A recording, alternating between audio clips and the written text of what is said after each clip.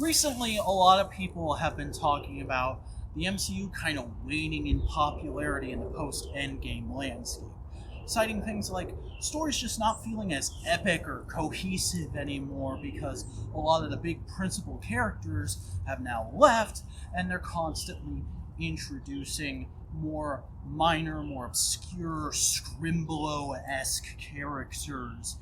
And as somebody who actually reads comics, I'm sorry to inform you of this, but that's not a flaw in the system.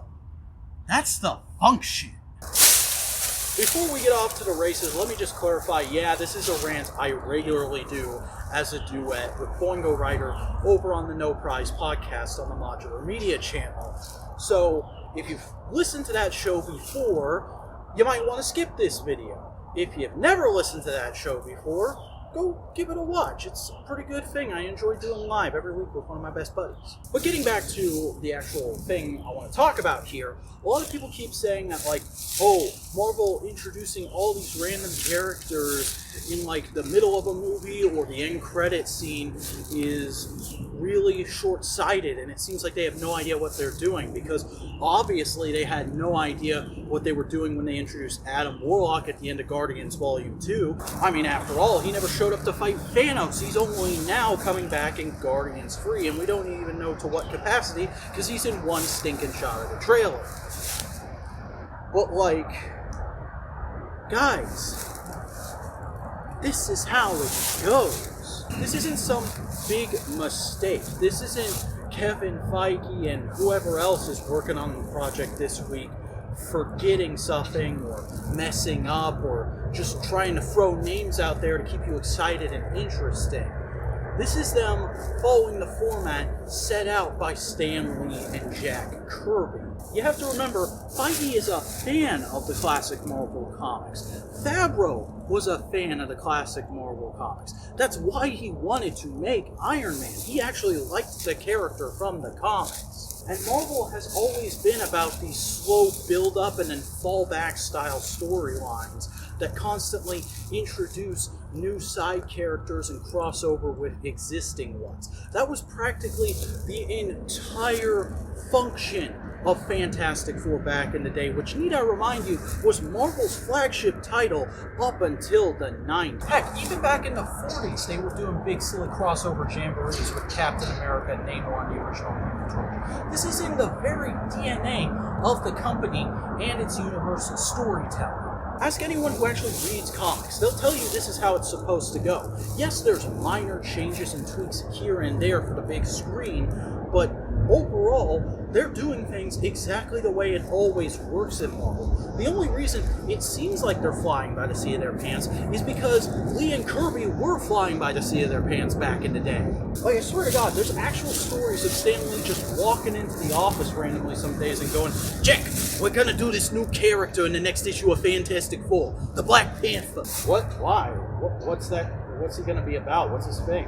I don't know. I just came up with him because the civil rights movement is a thing right now. You do all the heavy lifting. Excelsior! I know it turns people off. I know there are people who just inherently don't like that interconnected style of storytelling, who just want to go to the theater and get one single story, beginning, middle, and end. But this was never meant to be that. From the outset, when they made Iron Man, when they put in that Nick Fury end credit scene, they wanted it to be an ongoing, continuous storyline that would constantly weave in and out from various characters and bob into different themes and things. And don't get me wrong, I'm not trying to say this phase has been universally great and you can't criticize the MCU. I didn't care for What If. I thought it failed to capture the spirit of the comics, and I had pretty much the same opinion of Miss Marvel, because I was a big fan of the original G. Willow Wilson Kamala Khan run, and the fact that they completely got off that beaten path after the first episode really irked me. But the fact of the matter is, just because they haven't announced movies for Star Fox and Hercules yet, doesn't mean them showing up at the end of Eternals and Love and Thunder was bad. It's meant to get you excited, it's meant to keep you interested, it's meant to keep you strung along so that you will spend more money. Because at the end of the day, these big franchises are about money, and they're always going to do whatever is best for business. And continuing the longevity when they don't know how long they're going to have most of these actors for sometimes. That's how you do it. You keep introducing new characters. I shouldn't even have to do this rant, by the way. All of you should just intrinsically understand this, because comics should be a medium that everybody is paying attention to on some level. And it's not even like it's that hard. It's actually really easy to get into comics right now, partially thanks to the MCU's boom in popularity. Most well-developed areas in the West have at least one comic shop that more than likely has a friendly staff who wants to help you get into comics, wants to explain things to you, because A, they like it and they want you to like it, and B, they want your money. And even if you don't have a local comic book store, or you don't have the money to constantly buy comics, hey, guess what? There's tons of special websites where you could read them, or for just $10 a month, you can get Marvel Unlimited, which is the entire fucking back catalog on your phone, which is just one of the many things Marvel is actually doing way better than DC right now. And I hate admitting that, because I'm a DC guy first. I got into superheroes in general through Justice League Unlimited.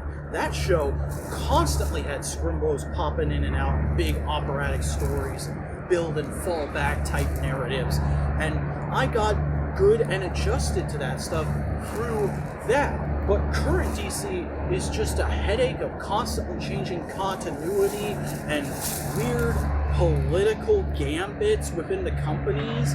It's as big of a headache as Marvel was during the 80s and 90s behind the scenes, except now we have the internet and anybody can see that shit. But nevertheless, I do still like comics. I like comics in general. I think they're a fun, interesting medium with a lot more going on than even just superheroes have to offer. I always relish the opportunity to read the new books every week, even when most of them end up being kind of mid.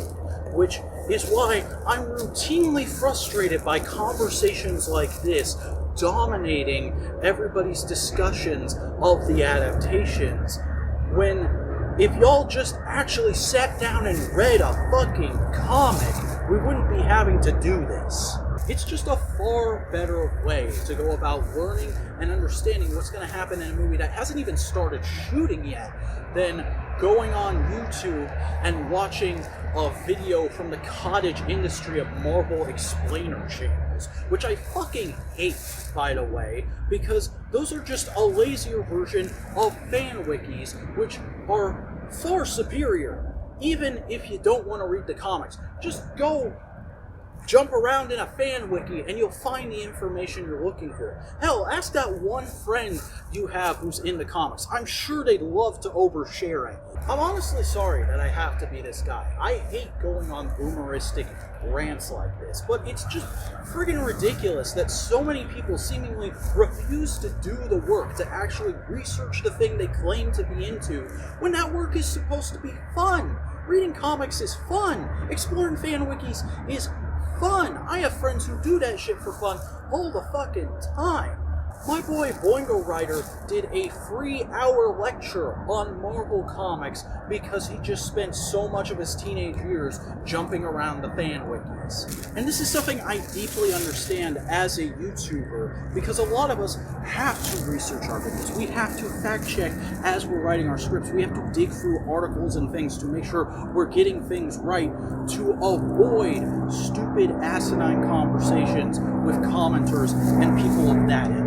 And to compound this point even more, you don't even really have to read the old shit anymore. So many current comics will go out of their way to explain how we got to the point we're at in whatever issue you're reading, so that you won't be lost. Because they want you to get interested, they want you to get invested, they want you to keep coming back, because they want your money. It's not even like I need to make a recommendation list for where to start if you want to get into current Marvel.